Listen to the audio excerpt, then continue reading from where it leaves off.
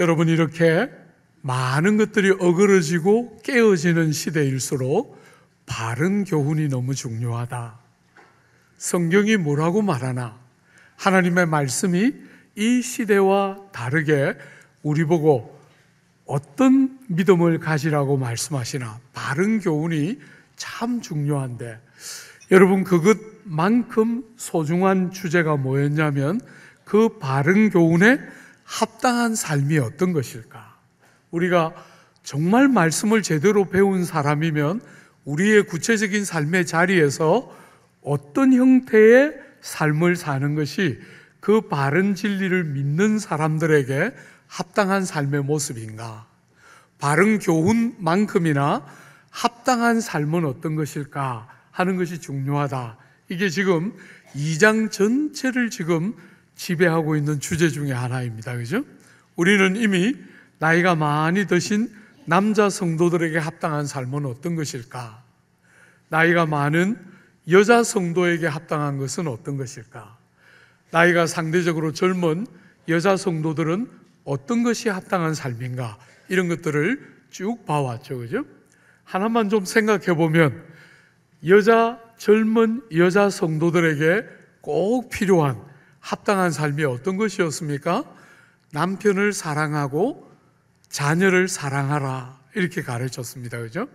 거기다가 가정이 얼마나 중요한 공동체인지를 꼭 기억하고 가정을 다른 어떤 것들보다 가볍게 여기지 않도록 가정의 중요성과 그 소중함을 잘 지켜내고 살려내어야 한다. 이것이 젊은 여자 성도들을 향한 권면의 핵심 중에 하나였죠. 오늘 이제 젊은 남자 성도들은 어떻게 살아야 하나? 어떤 것이 하나님의 바른 복음의 말씀에 합당한 삶일까 하는 것을 보게 됩니다. 한번 볼까요? 6절입니다. 너는 이와 같이 젊은 남자들을 신중하도록 권면하되. 여러분, 여기 이와 같이 하는 것은 앞에서 말한 것과 같이, 그죠? 젊은 여자 성도들에게서처럼 젊은 남자 성도들도 가정을 소중하게 여기고 아내를 사랑하고 자녀를 사랑해야 한다 하는 이야기를 똑같이 하고 있는 거겠죠. 그죠? 이와 같이 하되 특별히 한 가지를 강조했어요. 신중하도록 권면하라. 여러분, 젊은 남자 성도들의 제일 보편적인 약점, 그게 뭡니까? 바깥으로부터 오는 충동에 의해서 성급하고 또 경솔하게 말하고 생각하고 행동하는 것. 이것이 어쩌면 젊은 세대들의 일반적이고 보편적인 약점 중에 하나일 거예요. 그죠? 경험이 많이 쌓이고 삶의 다양한 경험들을 다 거치고 나면 외부에서부터 어떤 충동이 왔을 때 상대적으로 균형을 잡기가 좋은데, 젊은 세대들에게는 일정한 충동이 딱 바깥으로부터 오면 잘못하면 성급하고 경솔하게 어떤 것들을 결정하기가 쉬운 거죠. 그죠? 그렇게 해서는 안 된다. 예수 믿는 성도들답게 바른 교훈과 생명에 이르는 진리를 믿고 있는 성도들답게 성도인 우리는 젊은 세대가 갖는 한계들을 일정한 정도로 극복해내면서 신중함이 있어야 한다. 어떤 결정들을 내릴 때 바른, 딱 이렇게 균형 잡혀 있는 사유를 가지고 건강한 결정들을 할 수 있도록 경솔하거나 혹은 성급하지 않도록 충동적으로 어떤 것들을 결정하거나 폭발시키지 않도록 신중하도록 젊은 남자들을 권면해야 한다, 이렇게 말했죠. 여러분들이, 우리 특별히 젊은 형제들은 평생을 아내와 함께 살아가면서 여러분의 귀를 열어서 아내가 하는 말을 귀담아 듣고 절대로 성격을 폭발시키고 경솔하고 또 무례하게 누군가를 향해서 성급하게 어떤 행동들을 하지 않도록 귀를 딱 열어서 아내가 하는 말, 힘을 다해서 귀를 기울여서 들을 수 있어야 마음들이 훈련이 되고 연단이 되면서 젊은 나이부터 시작해서 나이를 먹어가면서 그 경륜이 더해져 가면서 하나님이 기대하는 성도다운 합당한 모습이 드러나게 되는 것이지요.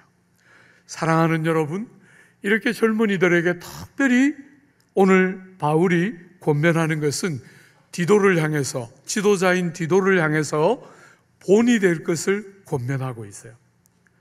젊은이 남자 성도들을 가르치는 일에 지도자의 역할이 너무 중요하다는 거예요.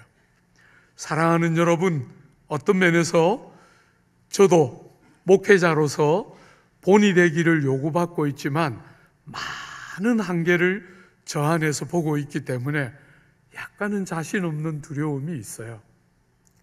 그런 마음이 우리에게 다 일정한 정도로 있겠지만 그럼에도 불구하고 사랑하는 여러분, 지도자들에게는 일반인들보다 더 높은 기준을 당연히 요구할 수밖에 없고, 지도자들은 당연히 나도 너와 똑같은 연약함을 가졌다 하는 말로 절대로 합리화하지 않고 더 높은 기준을 잘 감당해야 된다는 사실을 인정하면서 약간은 두렵지만 우리가 같이 한번 어떤 일에 본이 되어야 하나, 지도자들에게 젊은 남자 성도들을 잘 양육해내는 일에 있어서 어떤 본이 되어야 하나, 여러분 한번 보십시오.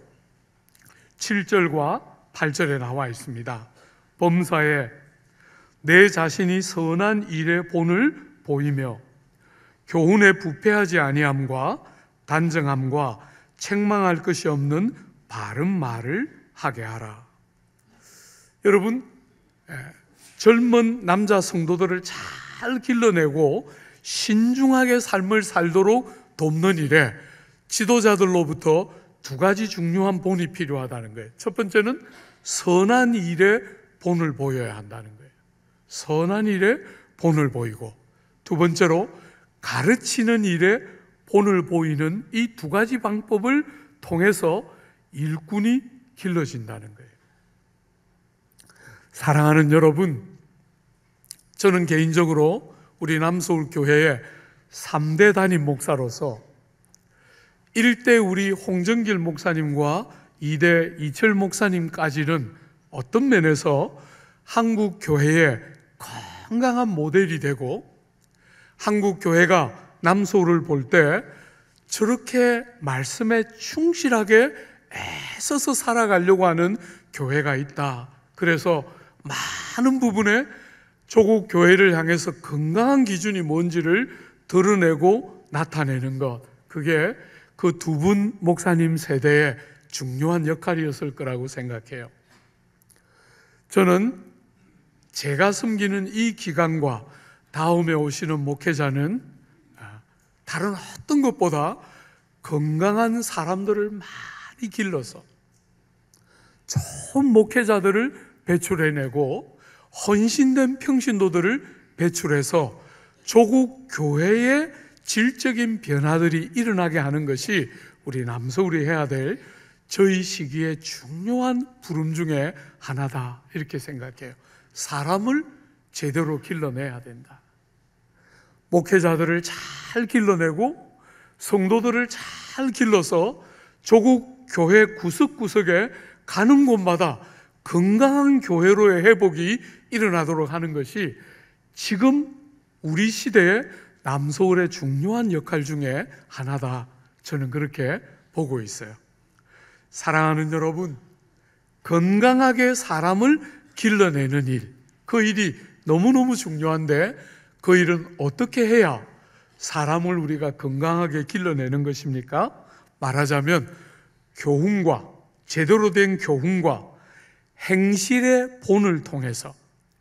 여러분, 거짓 선생은 믿는다고 말은 하지만 행실이 부정하는 자라고 말했는데, 바른 선생과 바른 교회가 사람을 제대로 길러내려면 바른 교훈과 바른 본, 행실이 합쳐져서 가르쳐져야 사람이 건강하게 길러진다.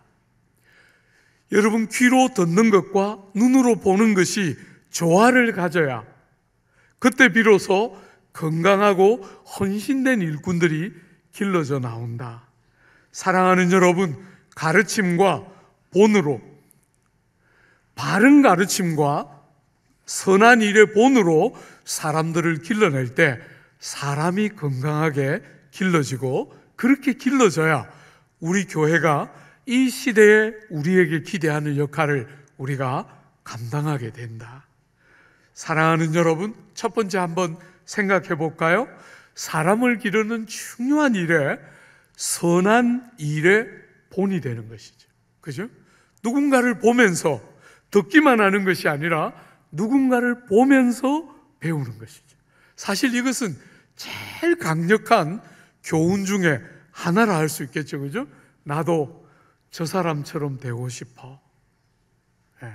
나도 저렇게 믿고 싶어. 제가 대학에 처음 딱 올라와서 저의 그 모교회 같은 그 교회에 처음 갔을 때 제가 하나님 앞에 했던 기도예요. 하나님, 나도 저 형들처럼, 나도 저 누나들처럼 예수 믿고 싶어요.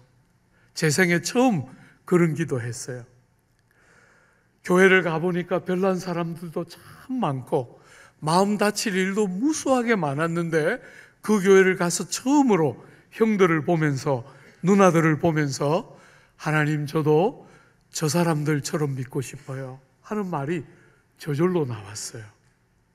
사랑하는 여러분, 좋은 본을 보는 것이죠. 그죠? 선한 일의 본이 되라. 특별히 그렇게 말했어요. 여러분, 선한 일이 뭡니까? 다른 사람들에게 덕을 끼치고 다른 사람들에게 유익을 끼치는 일이 선한 일이죠. 나를 기쁘게 하는 것이 아니라 다른 사람들에게 덕을 세우고 다른 사람들을 유익하게 하는 선한 일의 본이 되라는 거예요. 그런 일을 즐겨하고 그런 일이 삶의 습관이 되고 방식이 되는 그런 일에, 선한 일의 본이 되는 사람이 많이 나와야 건강한 사람들이 길러지고 보인다는 거예요. 사랑하는 여러분, 우리 교회는 제가 볼 때 장로님들이나 권사님들이 정말 장점이 많아요. 제가 우리 부교육자들에게 습관적으로 자주 너희들이 목회를 해서 사람을 기를 때 어떤 사람을 기르고 싶으냐 할 때 주저하지 말고 우리 권사님들처럼 기르면 된다. 장점이, 우리 권사님들 안에도 약점이 있는 분들이 간혹 있지만 그래도 다수가, 훨씬 더 많은 숫자가 훌륭하게 교회를 사랑하고 헌신하고 희생하는 게 뭔지를 아는 건강한 선한 일에 본이 될 만한 건강한 분들이 계신 게 너무너무 감사한데, 사랑하는 여러분, 그 일이 약해지지 않도록, 여러분의 세대에 그 일이 약해져서 선배들 때는 이랬는데 하고 말지 않도록, 사랑하는 여러분, 선한 일에 많은 본들이 주변에 있게 되도록, 그죠? 선한 일에 본을 보이라. 참, 저도 너무 여러분들에게 많은 부분에서 죄송해요. 좋은 본이 되어야 하고 좋은 본이 필요한데 많은 약점이 있고 한계가 있다는 것이 세월을 살면 살수록 너무 미안하고 죄송해요. 그렇지만 절대로 타협하지 않고, 나도 사람인데 그렇게 생각하지 않고 더 높은 기준을 성경이 요구하는 것처럼 꼭 그 기준을 따라 살아내고 싶어요. 주 안에 사랑하는 여러분, 좋은 선한 일에 본이 되라. 이게 첫 번째, 사람을 기르는 젊은 좋은 성도들을 기르기를 원하는 디도에게, 건강한 교회를 세우고 싶어하는 디도에게 바울이 주고 있는 첫 번째 권면입니다. 그죠?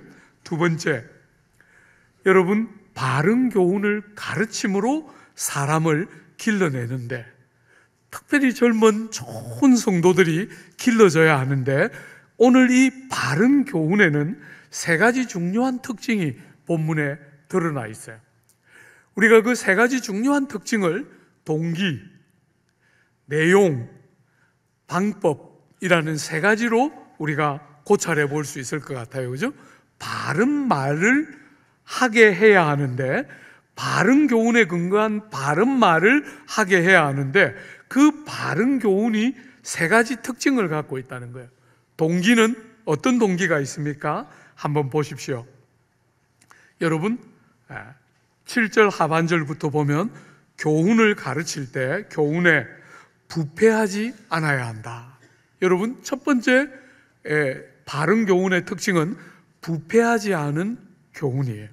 그러니까 그 동기가 더러운 일을 얻으려고 하지 않고, 동기가 정말 그 회중들의 영적인 변화와 회복에 초점이 맞추어져 있고, 하나님을 영화롭게 하고 진리와 복음의 부요를 제대로 드러내고 싶어하는 동기가 부패하지 않은, 더러운 이덕에 초점 맞춰져 있는 게 아니라 부패하지 않은 순전한 진리에 초점 맞추어져 있어야 이게 바른 교훈이 되는 것이죠. 그죠? 두 번째로, 이 진리를 전할 때 자세가, 방법이 어떠해야 한다고요? 단정해야 한다. 여러분, 이게 단정하다는 것을 조금만 풀어보면 진정성이 있는 진지함이 있어야 한다. 경외함들이 묻어 있는 경건한 방식으로 전해야 한다. 이렇게 말하는 것이죠. 그죠? 사랑하는 여러분, 얼마나 위대하고도 귀한 진리를 가볍게 다루면 사람들은 그 진리가 얼마나 결정적인지를 자꾸 잊게 되는데, 그렇게 다루어서는 안 된다는 거예요. 그죠? 진정성이 담겨 있는 진지함과 경외하는 마음들이 담겨 있는 경건한 자세로 하나님의 말씀을 다루어야 한다는 거예요. 여러분, 저는 약간 이 본문 묵상하면서 저를 이렇게 돌아보니까, 제가 이렇게 젊은 시절에 설교할 때 진지함은 약간 있었는지 모르겠는데 성도들 너무 긴장하게 만들었던 것 같아요. 지금도 약간 남아있지요. 그런 건 좀 죄송하게 생각해요. 진지한 진정성이라는 것이 침울함이어서는 안 되겠죠. 그죠? 왜냐하면 복음이 우리에게 주는 제일 위대한 선물 중에 하나는 기쁨과 행복이잖아요. 우리의 영혼 속에서부터, 내면 속에서부터 바른 진리가 깨달아질 때 그 희락과 감격이 우리의 영혼 속에 회복되는 것이기 때문에, 진지하다 할 때 그게 지루하다는 말과 같은 것은 아니겠지요. 그죠? 그 안에 진지하지만 정말 영혼들의 중심을 행복하게 하고 기쁘게 하는 요소가 들어있는 것이죠. 사랑하는 여러분, 이 지루함이나 우울함이 아니라 경건한 바른 진정성이 담겨있는 진지함으로 진리가 다루어져서 듣는 사람들이 이 일이 정말 귀하구나 하는 것을 알도록 진리를 전하는 것, 이것이 바른 진리의 두 번째 특징이에요. 세 번째는 내용에 있어서, 여러분 오늘 본문 8절에 보면 책망할 것이 없어야 한다. 내용에 있어서 순전함이 있어서 책망할 거리가 없어야 한다.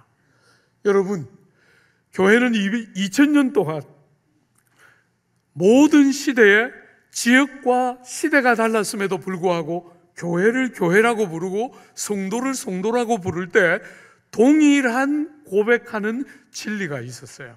그 진리를 부정하거나 무시하거나 하지 않고 그 귀한 진리에 순전함이 그대로 녹아있는, 그래서 책망할 것이 없는 순수하고 순전한 진리를 가르쳐야 하는, 이것이 바른 교훈이라 할 때 내용의 순전함, 이게 너무 중요한 세 번째 특징이라는 거예요.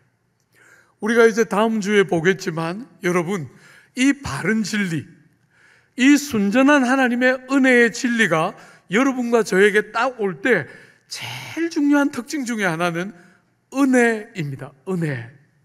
그래서 여러분들이 바른 교훈을 들을 때 끝없이 여러분의 영혼 속에 하나님의 은혜가 얼마나 크고 풍성한가, 우리의 존재와 우리의 삶과 우리의 삶에 일어난 무수한 일들이 얼마나 측량할 수 없는 하나님의 은혜의 연장선에서 일어나고 있는가 하는 것들이 풍성하게 경험되고 누려지도록, 그렇게 내용이 하나님의 은혜와 하나님께서 우리에게 주신 생명의 부요와 풍성이 얼마나 놀라운가를 깨닫도록 그런 내용을 바르게 담아야 바른 교훈의 특징이 묻어나는 것이라는 거예요. 사랑하는 여러분, 바른 진리는 여러분이 어머니의 모태로부터 받은 생명, 그 생명만이 아니라 예수가 성령 안에서 우리에게 주신 생명이 얼마나 놀라운가, 그것을 영생이라고 부른 거잖아요. 그죠?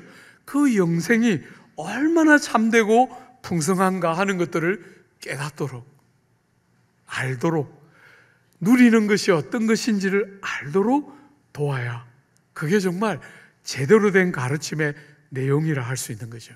동기가 순수하고 내용이 건전하고 전하는 자세와 방법이 그 메시지에 합당한 단정한 모양으로 전해져야 이게 바른 교훈이 된다는 것이지.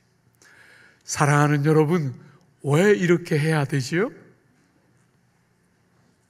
왜 이렇게 선한 삶의 본이 되어야 하고 바른 교훈으로 본을 끼쳐야 하는 거지요? 한번 보십시오. 8절 중반에 이는 대적하는 자로 하여금 부끄러워 우리를 악하다 할 것이 없게 하려 함이라. 여러분이 성도로 세상을 살면 여러분은 여러분을 감출 수가 없어요.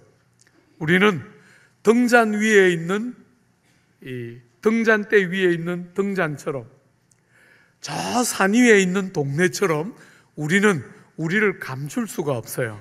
우리의 존재 자체가 안 믿는 사람과 구별되고 다르기 때문에 우리는 어디를 가나 사람들의 주목을, 우리가 인기가 있어서가 아니라 우리의 삶의 방식 자체가 다른 데서 오는 사람들의 주목을 받게 돼요. 여러분이 초대교회 스토리를 기록하고 있는 사도행전에 보면 교회는 늘 주목을 받다가 대적하는 자들의 대적을 받거나 핍박을 받거나 아니면 그 주목을 받다가 깨달아서 함께 주님을 믿게 되는 사람들, 두 부류로 통해서 일부가 돌아오고 일부가 대적하면서 끝없는 고난과 핍박들을 교회는 반복해서 겪어와요.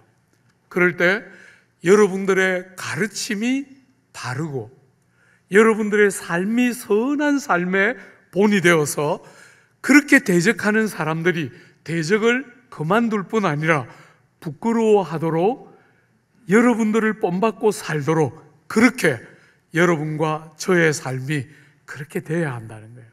선한 일의 본이 되고 바른 교훈의 본이 되어야 한다.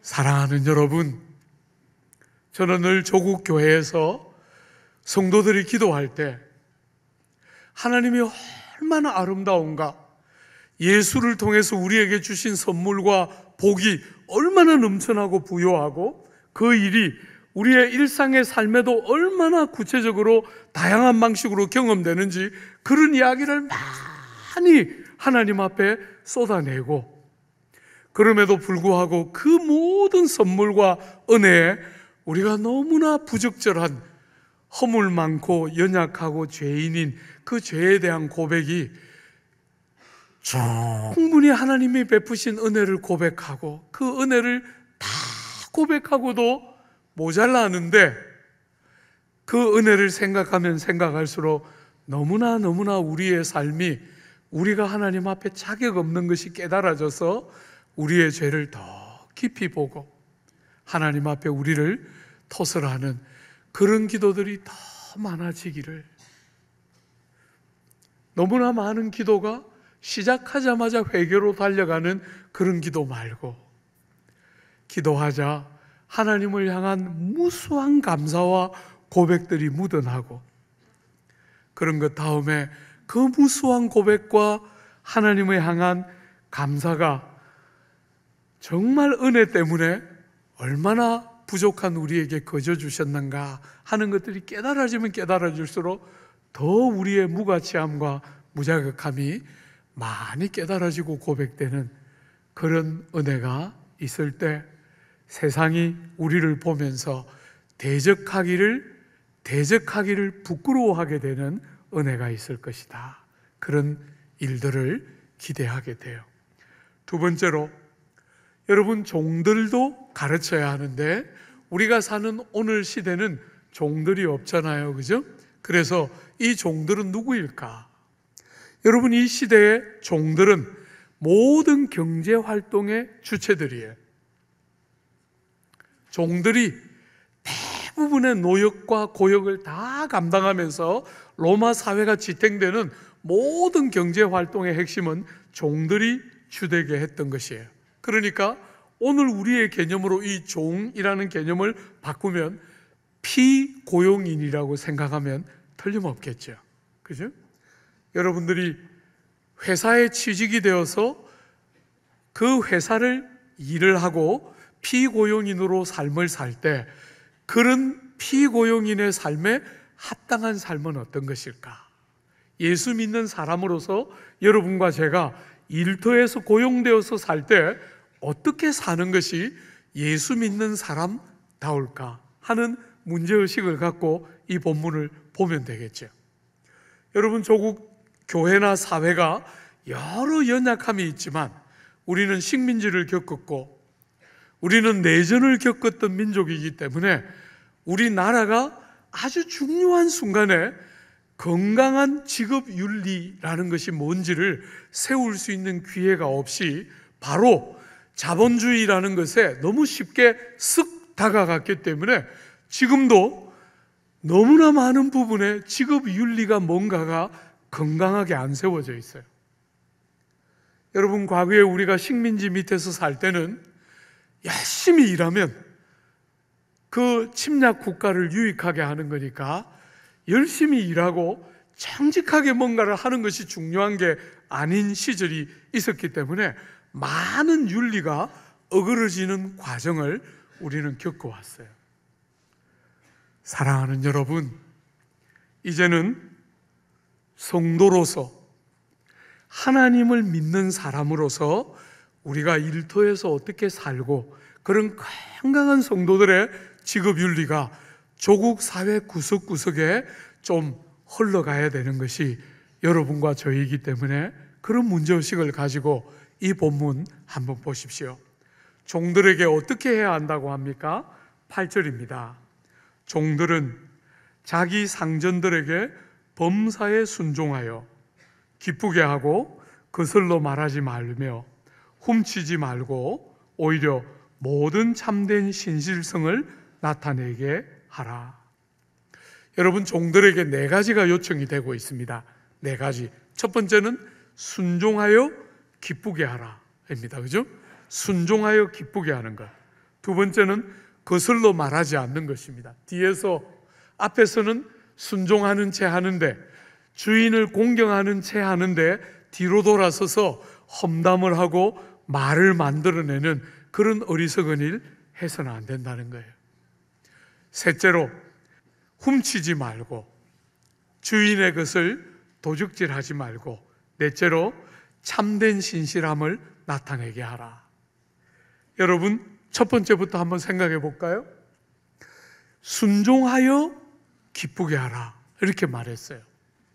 사랑하는 여러분, 우리가 사는 이 시대는 사람들이 그렇게 잘하는 시대가 아닌 것 같아요. 그죠? 순종은 마치 열등하고 하등한 것을 말하는 것처럼 느껴지는 시대에 우리는 살아요. 그런데 여러분, 절대로 그런 뜻이 아니죠. 성경은 순종하라 그럴 때 우리 보고 부모님을 순종하고, 우리 보고 하나님께 순종하고, 우리 보고 상전에게 순종하라 이렇게 말할 때 그 순종은 하나님이 우리의 삶에 들어오셔서 나밖에 없고 내가 제일 중요했던 그 삶을 넘어서서 나에게 정말 참 주인이 생긴 중요한 표시가 부모에게 복종하는 것이며 상전에게 순종하는 것이며 하나님의 말씀에 순종하는 것이다. 이게 일관성 있는 성경의 교훈이에요. 하나님을 순종하는 백성된 표시가 여러분의 삶에 부모를 대할 때 드러나고 여러분을 고용한 일터의 고용주들을 대할 때 그렇게 대하라는 거예요. 자본주의 사회는 참 어리석은 사회인 것 같아요. 돈이 제일 중요하다고 가르치면서도 돈이 많은 사람들을 건강하게 존경하는 게 아니고 무슨 잘못된 짓을 해서 돈을 벌었겠지, 이렇게 만드는 참 파괴적인 논리가 많이 있는 것이 오늘 우리 시대의 아픔이에요. 사랑하는 여러분, 종들이 주인이 어떤 일을 시킬 때 억지로, 너무너무 하기 싫은데 주인이니까 시키니까 억지로 하는 그런 삶을 반복하지 말고 하나님께 순종하는 백성의 표시를 그 주인을 향해서 공경하는 마음을 담아 복종하고 그런 마음이 전달되므로 기쁘게 하는 그런 방식으로 이 시대를 살아라, 이렇게 가르치고 있는 거예요. 사랑하는 여러분, 요즘 우리가 사는 이 시대는 사람들을 공경한다 하는 개념이 다 무너지는 것 같아요. 공경하지 않고 조금만 수틀리면 나쁜 말 막 쏟아내는 참 험한 시대가 되는 것 같아요. 여러분과 제가 이 험한 세상에 선을 좀 그어놓고 하나님 때문에 공경하는 마음을 딱 가지고 그를 기쁘게 하는, 우리를 고용한 그 고용주를 그냥 월급의 관계 안에서 그렇게만 대하지 말고 하나님이 만나게 하신 분인 줄 신뢰하면서 공경하는 마음을 담아 여러분들이 일을 하는 걸 볼 때 흡족한 마음으로 기쁘게 하도록 그 일을 감당하라는 거예요. 이게 첫 번째였습니다. 그죠? 두 번째, 말을 앞에서는 잘 순종하는 것처럼 공경하는 것처럼 하면서 뒤에 가서 나쁜 말 하는 그런 어리석은 일, 여러분과 저는 절대로 해서는 안 된다는 거예요. 우리는 하나님의 눈앞에서 사는 사람이에요. 안 믿는 사람들처럼 그냥 눈에 보이는 것만 잘하는 게 아니고 하나님의 눈앞에서 사람이 보든지 아니 보든지 그 하나님이 우리의 삶의 기준이기 때문에 내가 그 사람 앞에서 할 수 없는 말을 뒤에서 하지 않아야 우리는 정말 합당하게 살아가는 성도의 삶을 살게 되는 거예요. 부탁합니다. 여러분들의 말이 여러분들의 신앙을 담아내도록, 여러분의 말이 여러분이 예수 믿는 사람이라는 표시가 드러나도록, 그렇게 종인데 그렇게 나쁜 말, 불평하는 말, 저주하는 말밖에 할 줄 모르는 그 종들에게 말이 달라져야 한다고 말하고 있는 것이에요. 세 번째, 사랑하는 여러분, 세 번째는 훔치지 말라. 주인의 것인데 내 것처럼 내가 땀을 많이 흘리는데 주인이 너무 많이 가져간다 이러면서 내가 설적해도 되는 것처럼 자기를 정당화시키면서 주인의 소유를 절대로 탐하거나 도둑질하는 일 안 된다는 거예요. 여러분, 근무 시간에 힘써서 여러분을 고용한 고용주들을 잘 섬기고 그런 깨를 부리면서 절대로 여러분들의 하고 싶은 것들을 하면서 시간을 적당히 때우는 거, 그거는 우리들에게 합당한 삶은 아니라는 거예요. 종교교육을 하면서 독일이 완전히 황골탈퇴를 하게 돼요. 나라도 없었던 그 불쌍한 땅에 마틴 루트를 비롯한 무수한 개혁자들이 일어나면서 독일 자체가 확 달라지기 시작하는데, 가장 대표적인 것이 하나님 면전에서 하나님을 섬기는 것처럼 일상을 살아내면서, 여러분이 아는, 제가 어릴 때까지만 해도 독일 하면 전 세계가 알아주는 그 신뢰할 만한 그 어떤 것이라고 할 때, 그 흐름이 신앙으로부터, 하나님의 면전에 서 있는 신실한 성도로부터 독일의 민족성을 바꾸어내는 영광이 있었던 것처럼, 식민지를 거치고 내전을 거치면서 아무도 믿으려고 들지 않고 그냥 자기와 자기 가족밖에 모르는 이 조국 땅에 건강한 직업 윤리가 여러분과 저를 통해서 흘러가도록, 그렇게 우리가 사는 것이 너무너무 중요하다. 네 번째, 사랑하는 여러분, 모든 신실함을 나타내어라. 절대로 눈가림만 해서 살지 말고 충성스럽게 섬겨서 하나 두 개가 쌓이니까 저 사람은 믿을만 하구나 하는 신뢰할 만한 삶을 사는 것, 이것이 성도들에게 합당한 삶의 방식이다, 이렇게 말해요. 여러분들이 사람들을 대할 때 보잖아요. 어떤 사람을 보면 저 사람은 신뢰할 만한 것 같다. 물론 그러고도 또 당해서 고통을 당할 때도 있지만, 사랑하는 여러분, 여러분들의 충성스러움들이 사람들의 눈치만 보고 사람들 앞에서만 적당히 하는 것이 아니라 정말 충성스러움들이 드러나서 신뢰할 만한 사람이 되도록 그렇게 사는 것이 이 자본주의 시대에 야가서 손해보지 않고 제 것을 잘 챙기는 것이 지혜라고 믿는 이 미련한 시대에도 변함없이 하나님의 사람들에게 이런 신뢰할 만한 사람이 되도록 촉구하고 있는 것이에요. 사랑하는 여러분, 우리가 언젠가 나라의 비리가 많이 드러났을 때, 그때 그 비리에 연루된 다수의 기독교인들을 우리는 알고 있어요. 그분들 중에 어떤 분들은 장로님들이셨고, 어떤 분들은 권사님들이셨고, 어떤 분들은 심지어 목회자들이었는데, 비리와 연루되어서 비난을 받았던 아픈 역사를 우리는 기억하고 있어요.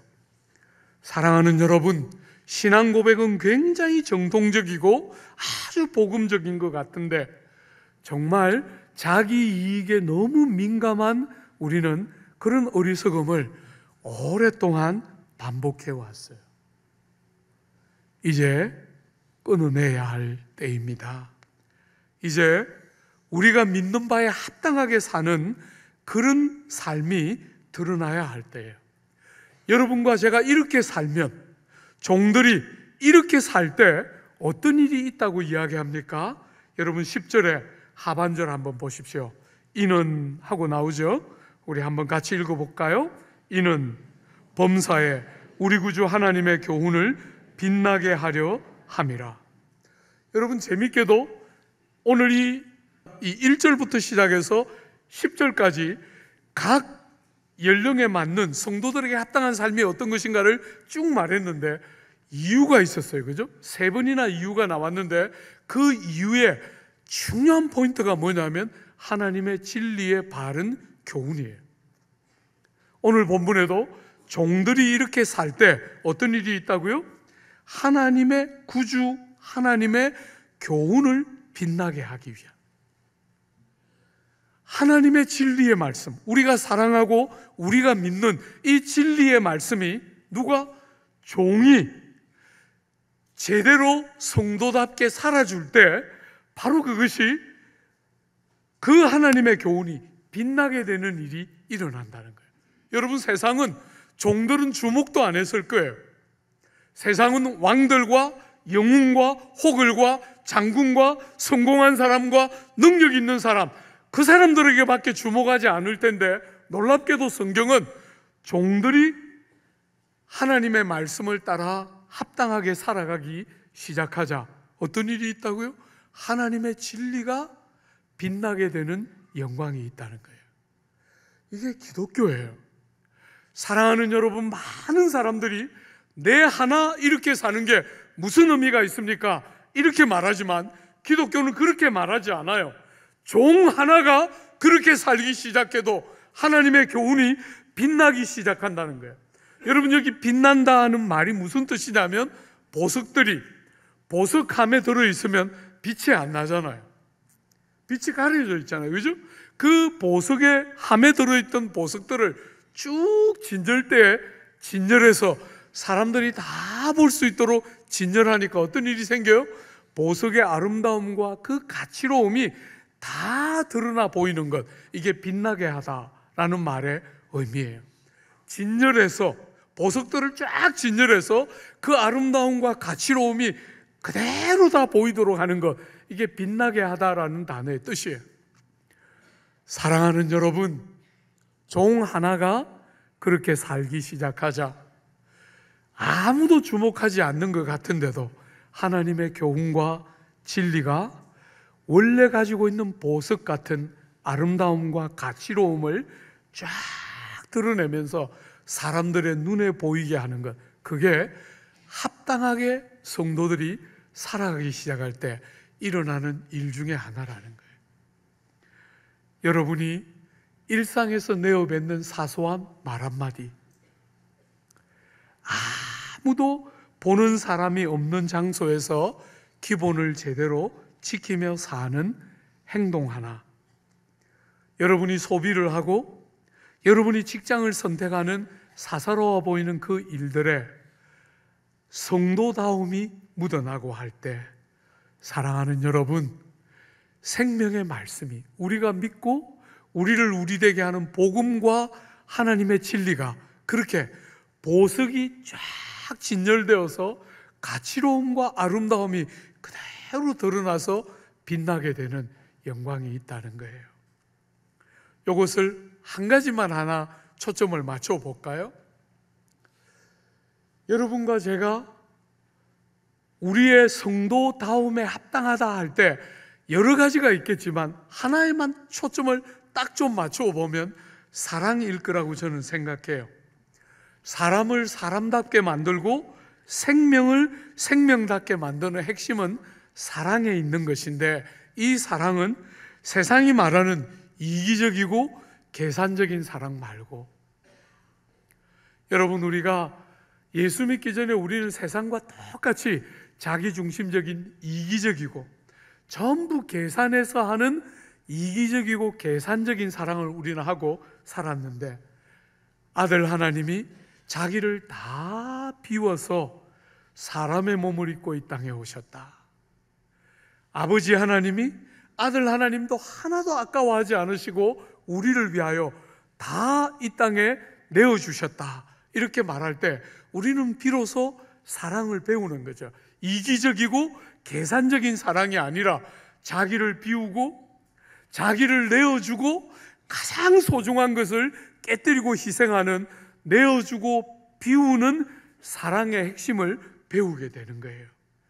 여러분, 그렇게 자기를 비우고 내어줄 때 비로소 자신을 얻게 되는, 세상은 자기를 주장해야 뭔가를 얻는다고 말하는데 성경은 그게 아니라 자기를 내어주고 자기를 비울 때 비로소 참된 자기가 되고 비로소 바른 사랑과 합당한 삶을 행하게 된다고 가르치는 거예요. 사랑하는 여러분, 우리가 좁게는 가정에서, 조금 더 넓게는 교회에서, 여러분이 보내진 일터에서 사람을 사랑하되 자기를 비워서 하는 사랑, 자기를 내어줘서 다 내어주고 희생하는 것 같은데 희한하게 사라지고 없어져 버리고 만 것이 아니라 희한하게 얻게 되는 그런 제대로 된 바른 사랑. 그래서 우리가 가는 곳마다 성도의 삶에 합당한 삶이 사라져서 조국 사회 안에, 너무 많은 것들이 무너지고 있는 이 조국 사회 안에 건강한 하나님의 진리가 다시 세워지는 영광이 있게 되기를 기대하고 축복합니다. 우리 같이 한번 기도할까요?